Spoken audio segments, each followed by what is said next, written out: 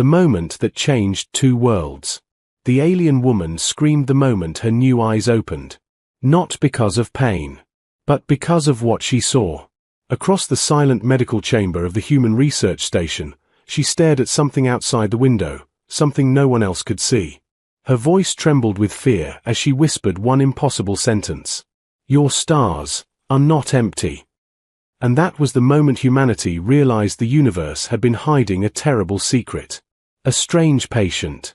Orbiting a quiet blue planet called Erebus 9, the Human Research Station Atlas Horizon floated in darkness like a lonely lighthouse.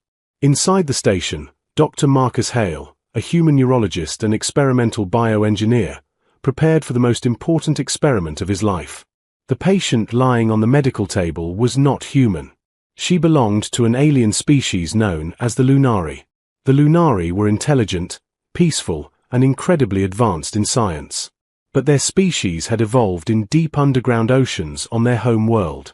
They had never developed eyes.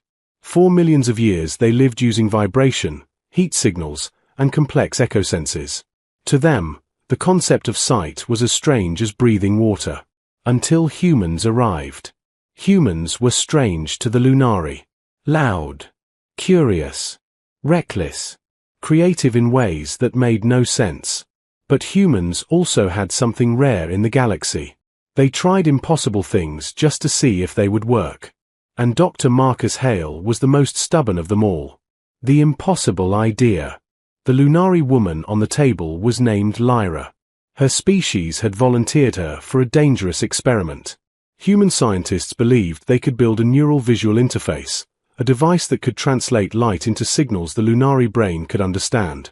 No alien species had ever attempted this. Even the Lunari believed the idea was ridiculous. But humans had a long history of doing ridiculous things successfully. Marcus adjusted the neural console nervously. "If this works," he muttered, "you will become the first Lunari to see the universe." Lyra's smooth silver skin glowed faintly under the surgical lights. Her face had no eyes, only two gentle indentations where the interface implants had been connected.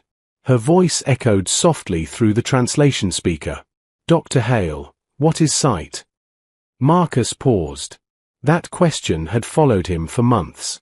How do you explain vision to someone who has never known light? He thought carefully. "Sight," he said slowly, "is the ability to witness the shape of reality." Lyra tilted her head slightly. "And humans believe this is useful." Marcus smiled. "Sometimes." Activation. The medical room became silent. Marcus pressed the activation switch. Thousands of microscopic biofibers awakened inside Lyra's brain. Artificial optic nodes connected to her nervous system. Outside the station window, distant stars shimmered like diamonds. For the first time in Lunari history, light entered her mind. Lyra's body stiffened. Her breathing accelerated. Her voice trembled. "Doctor, something is happening." Marcus watched the monitors carefully. "Your brain is learning a new language," he said calmly. "Just breathe." The neural system continued translating photons into signals. Shapes began forming in Lyra's mind. Color, depth, movement. The universe unfolded around her like a storm of information. And then her new eyes opened. The first sight. Lyra gasped. Her entire body shook. "Too bright," she whispered. Marcus dimmed the room lights immediately. "Easy. Your brain is adjusting." Lyra slowly sat up. Her newly formed eyes, dark and reflective, moved across the room. She stared at the ceiling. Then the equipment. Then the doctor standing in front of her. "You," she whispered. Marcus chuckled nervously. "Yes. That's me. Humans look strange at first." She studied his face intensely. "It moves.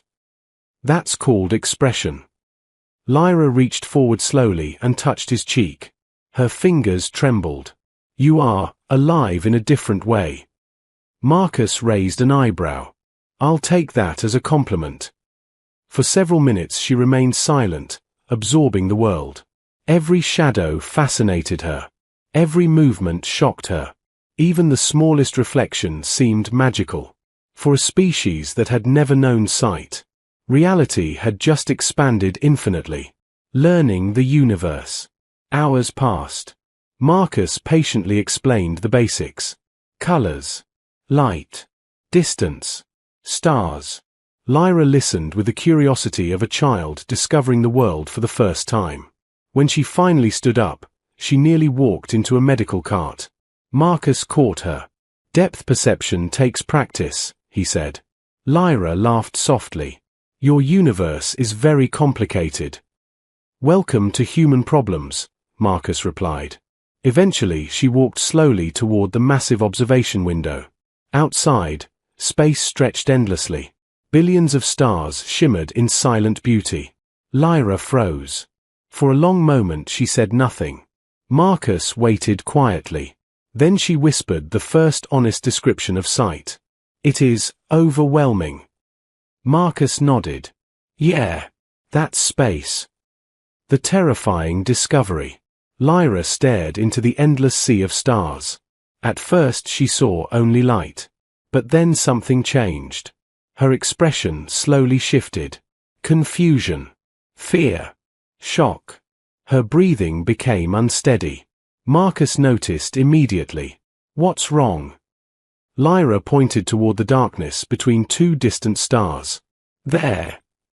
Marcus squinted through the glass. He saw nothing. Just empty space. Lyra shook her head slowly. No. Her voice dropped to a whisper. There is something moving. Marcus frowned. Probably cosmic radiation distortion. Lyra stepped backward. Her entire body trembled now. It sees us. Marcus blinked. What? Her voice cracked with terror. Dr. Hale, the darkness between the stars. She stared directly at the invisible void. It is alive. Marcus turned back to the window. Still nothing. But then the station's external sensors suddenly flickered. And the lights in the medical bay dimmed. Somewhere deep outside the station, something enormous moved across the stars. And for the first time in human history, someone had actually seen it. Lyra did not move. She stood in front of the observation glass with her new eyes wide open, staring into a section of space that looked empty to every human sensor on the station. Her breathing was shallow. Her hands trembled at her sides. Dr. Marcus Hale looked from her face to the window and back again, trying to decide whether this was fear, sensory overload, or the first real proof that the experiment had done something no one expected. Then the station lights failed for half a second. Not a full blackout. Just a blink. But in a research station, a blink was enough to turn confidence into alarm. Marcus spun toward the wall console. Atlas Horizon, report. The station AI answered at once, calm and cold. External sensor grid disruption detected. Source unknown. No collision alert. No debris field confirmed. Lyra whispered, it moved. Marcus looked up sharply. Where? Closer. He could not see anything. Only stars. Only black space. Only the quiet lie of the universe pretending to be empty. Then the main medbay door opened and Commander Sanar Voss entered with two security officers close behind. She was tall, sharp-eyed, and never wasted a step. Doctor, she said, the outer array just glitched across 6 decks. Tell me this has a boring explanation. Marcus gave her a tired look. I was about to invent one. Sanar's eyes shifted to Lyra. What happened? Lyra turned slowly toward her. She still moved like someone walking through a dream. There is a shape in the dark. It hides between stars. Your machines do not see it. But I do. One of the security officers muttered, that's comforting. Sanar ignored him. Doctor. Marcus rubbed his jaw. Her new visual system may be picking up something outside normal human range. The implant doesn't just copy human sight. It translates a wider band of radiation and neural patterns into visual meaning. We gave her vision, yes, but maybe not only vision. Sanar stepped closer to the glass. Can you track what she sees? Marcus hesitated.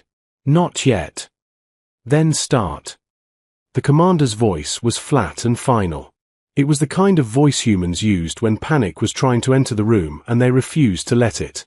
Marcus pulled a mobile scanner from the equipment rack and began syncing it to Lyra's neural interface. His fingers moved fast. Fear made him sharper.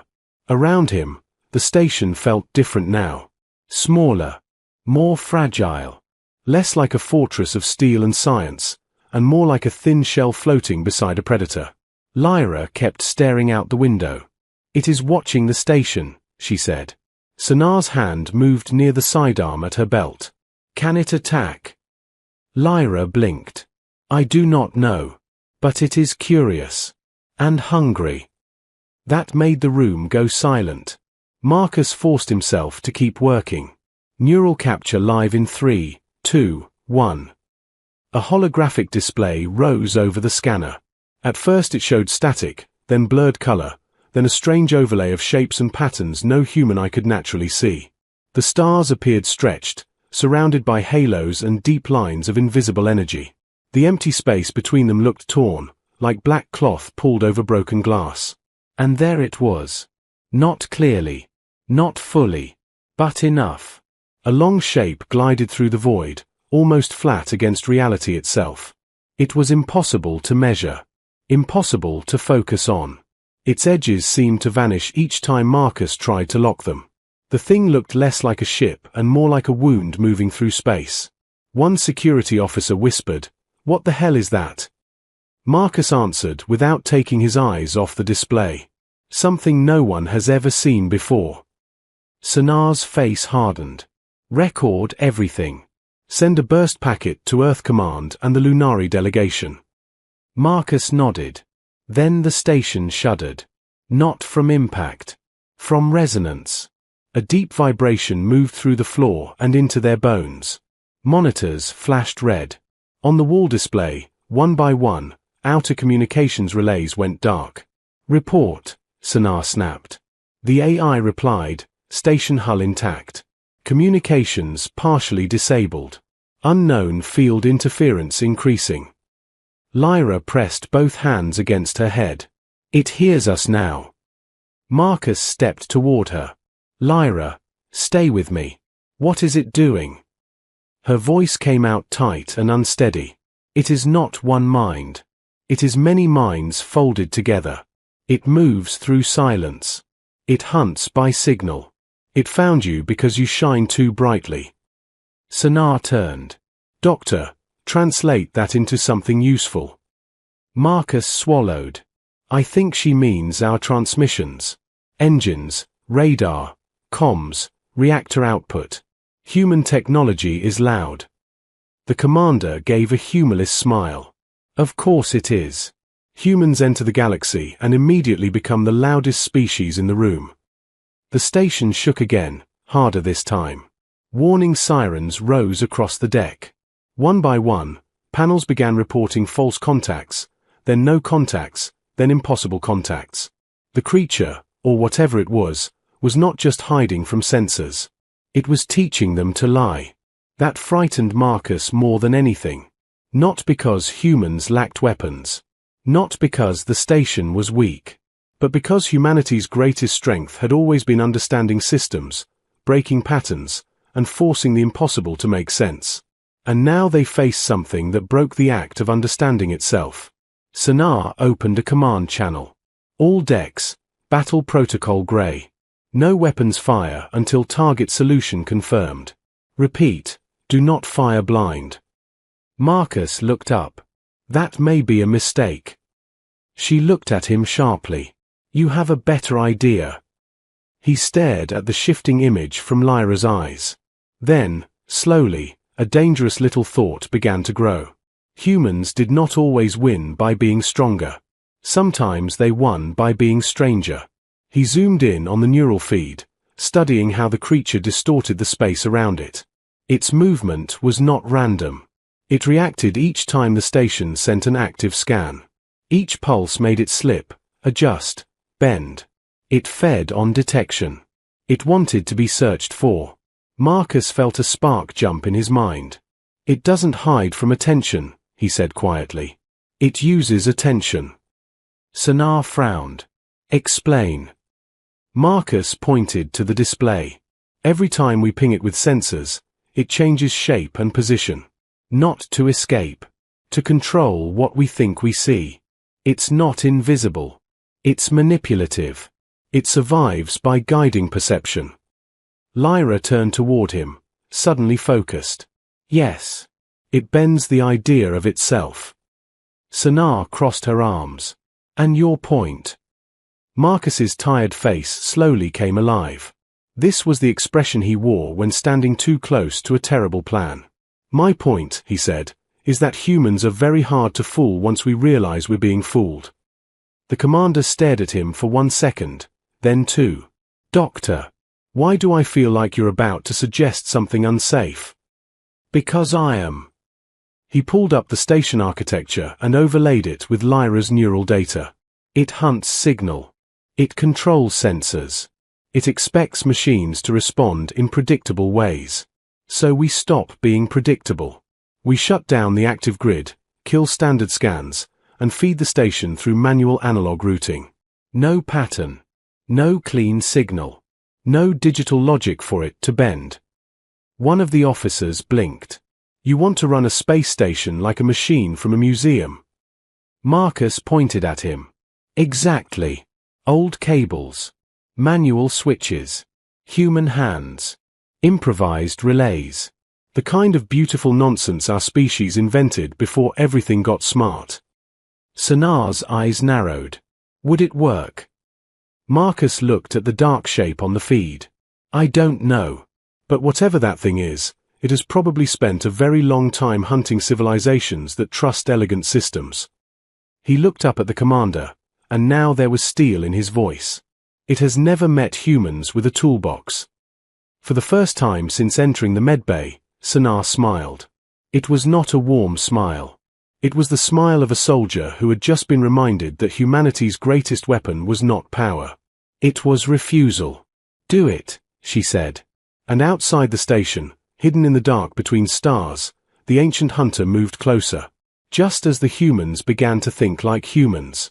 The creature outside the station moved silently through the darkness. No engines. No light. No sound. Just a vast shape gliding between the stars like a shadow that had learned how to hunt. Inside Atlas Horizon, however, everything had changed. Commander Sonar Voss stood in the operations deck watching technicians rip open panels and drag thick bundles of old cables across the floor. Sparks flickered. Tools clanged. The quiet, perfect automation of the research station was disappearing piece by piece. And in its place came something messy. Something unpredictable. Something very human. Dr. Marcus Hale crouched beside a half-open terminal, manually rerouting power through a clumsy stack of analog converters. Sweat rolled down his forehead as he tightened the last connection. Okay, he muttered. Digital sensors are blind, confused, or lying to us. So we stop trusting them. He flipped the switch. Across the station, dozens of old mechanical monitors flickered on. Grainy screens filled with raw signals, simple wave patterns, and crude visual markers. The system looked ancient. But it was honest. Lyra stood beside the observation window again, staring into space with the strange vision Marcus had given her. She could still see the thing in the dark. The creature. It had moved closer. Now it stretched across the sky like a living scar between two star clusters. Its body was enormous, larger than any spacecraft humanity had ever built. But it was not just size that made it terrifying. It was intelligence.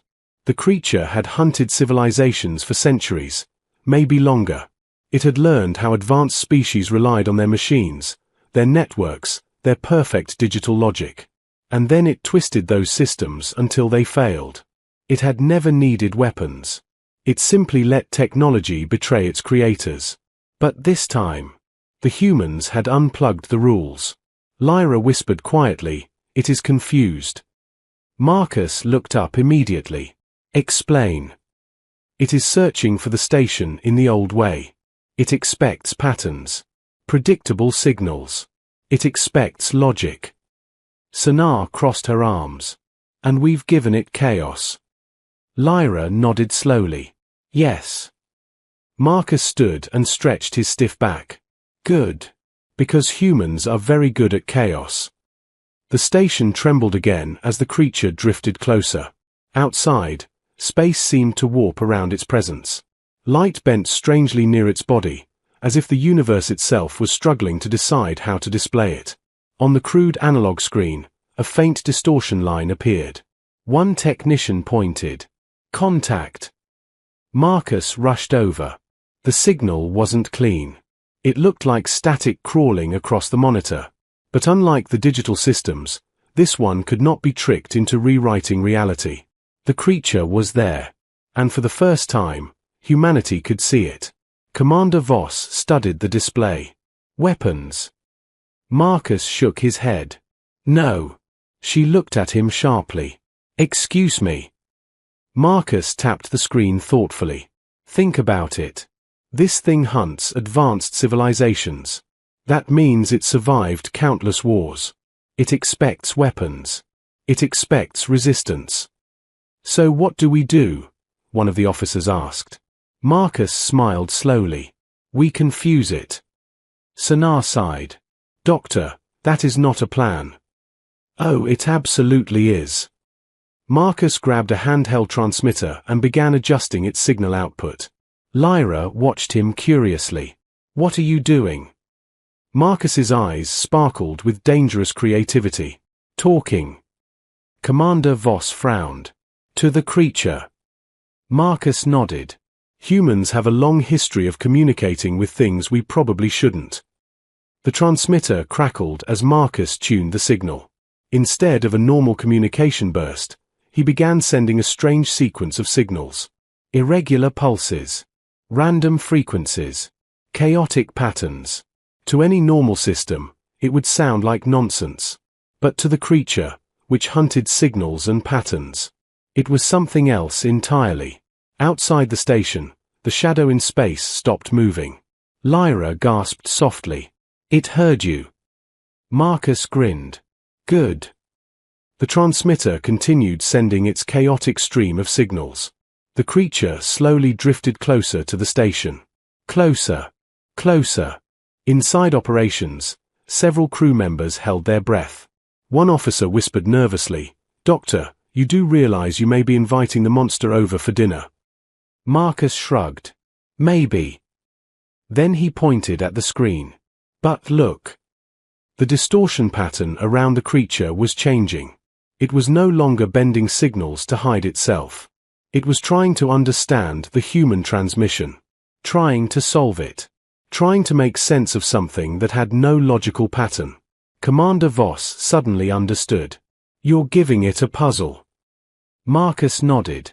A messy one. Lyra watched the creature carefully with her strange new sight. It is thinking. Marcus leaned against the console. Perfect. For the first time since the creature had appeared, the station stopped shaking. The interference field weakened slightly. The monster was distracted. Marcus lowered the transmitter power slowly. If this thing evolved to manipulate intelligent systems, then its brain works on patterns, predictions, logic structures. He smiled. And humans are famously terrible at those. One of the engineers laughed nervously. That might be the most honest description of humanity I've ever heard. Outside the station, the enormous shape shifted again. But this time it did not move closer. It moved away. Slowly. Cautiously. Like a predator that had just discovered its prey was behaving in a completely unexpected way. Lyra exhaled in relief. It is leaving. The entire operations deck went silent. Then someone whispered, "We scared it." Marcus shook his head. No. He watched the creature vanish into deep space. We confused it. Commander Voss looked out at the stars. And sometimes, she said quietly, that's even better. The station lights stabilized. Communications slowly returned. And for the first time since the strange experiment had begun, the crew of Atlas Horizon realized something extraordinary.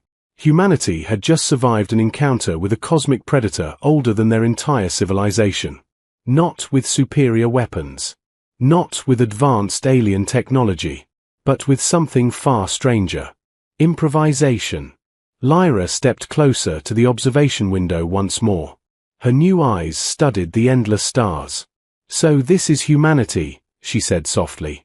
Marcus stood beside her. "Yep." She looked at him. "You solve cosmic threats with confusion." Marcus shrugged. "It's worked so far." Lyra smiled gently. Then she looked back at the universe. And somewhere in the darkness between distant galaxies, the ancient hunter continued its silent journey. But now it carried a new memory. A strange, unpredictable species that did not behave like prey. A species that looked at impossible problems. And decided to experiment anyway. And that was the moment the universe quietly learned something important. Humanity might be small. Humanity might be young. But humans had one terrifying advantage. They were creative. And creativity was the most dangerous force in the galaxy. On n'est pas l'été, il n'y a pas grand-chose. On n'est pas trop loin du Centre Bell. T'es en train de dire qu'il n'y a pas grand-chose à faire dans notre live de merde? Non, non, mais c'est nous qui devons créer les opportunités. Mais c'est ça. Moi, c'est quoi l'opportunité? Le petit shop de tantôt, les casquettes étaient merdiques. Fait que voilà. Là, le but, c'est de trouver un autre shop où ils vendent des casquettes qui sont pas merdiques. Fait qu'on pourrait aller à l'arcade, mais l'arcade ne va pas faire grand-chose parce que ça va coûter fucking cher. Vrai. En fait, c'est le problème, c'est qu'on est broke. Brokies. Mais non, mais tu sais, pour le content, guys, we could do everything, mais voilà. Allez prendre une bière au fouf. Pourquoi j'ai fait ça? Mais toi, t'es un dingo, là, guys. C'est des casquettes. Non, mais lui, il est là. Allez-vous souper au resto? We'll see about that. We'll see. Parce que moi, dans le fond, guys, si on se rend pas au goal, moi, je retourne à Québec. Je regarde pas la game.